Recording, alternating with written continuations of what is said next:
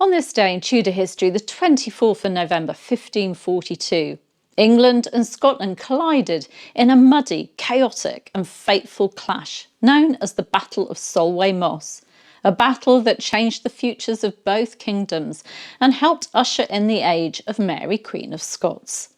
I'm historian and author Claire Ridgway, and today I'm taking you to the Anglo-Scottish border in the final years of Henry VIII's reign, when a long simmering feud between uncle and nephew reached breaking point. England was ruled by Henry VIII, powerful, proud and increasingly unpredictable. Scotland was ruled by his young nephew, James V, the son of Henry's sister Margaret Tudor. Relations between the two kings had never been warm, but everything collapsed in 1541 when Henry travelled north on progress and arranged to meet James at York. Henry expected loyalty, respect, maybe even admiration. But instead, James simply didn't turn up.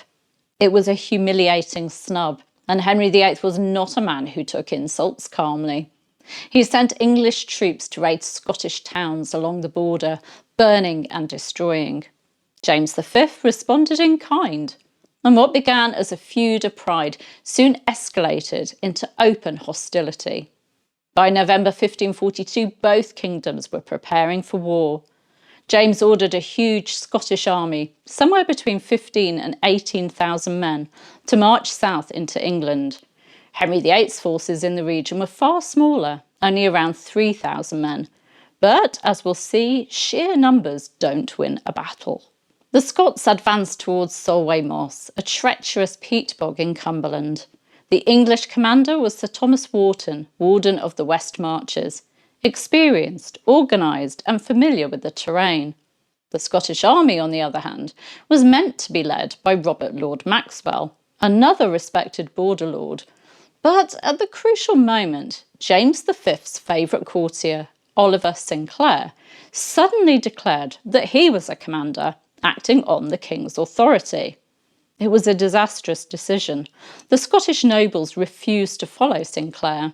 Arguments broke out, officers disagreed over what to do, and orders became confused or simply ignored. What had been a confident army of thousands suddenly found itself in total disarray. While the Scots argued, the English moved. Wharton's men pressed forward, driving the Scots back towards the River Esk. Trapped between the fast-flowing river and the deadly bog, men and horses began to sink into the mud.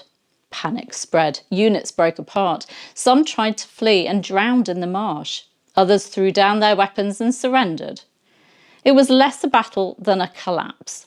Around 1,200 Scots were taken prisoner, and these weren't ordinary soldiers, high-ranking nobles, the political heart of Scotland's ruling class. The English, astonishingly, suffered almost no casualties. King James V wasn't present at Solway Moss, but when news of the disaster reached him, witnesses recorded that he was devastated. Already exhausted, depressed and weakened, James's health spiralled rapidly. And then, just 6 days after his wife Marie de Guise had given birth to a daughter, he died at Falkland Palace on the 14th of December 1542. He was only 30 years old. His newborn daughter became Mary, Queen of Scots, a tiny baby suddenly inheriting a kingdom in turmoil. The consequences of Solway Moss were enormous. Scotland was plunged into a fragile regency government with rival families vying for control of the infant queen. Henry VIII, seeing an opportunity, began plotting to force a marriage between Mary and his young son Prince Edward, a scheme that would soon erupt into the violent period known as the Rough Wooing. For England, the victory was a moment of triumph, but also a turning point. Henry treated the captured Scottish nobles with surprising softness, hoping to win them over and influence Scotland from within. But the political instability north of the border only fed his ambitions and his sense that England could reshape Scotland's future.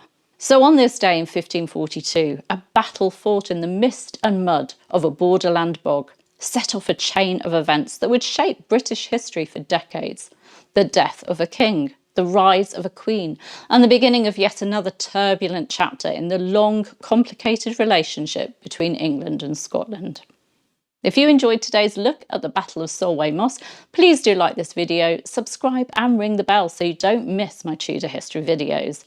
And let me know in the comments, do you think James V would have survived if Solway Moss had gone differently?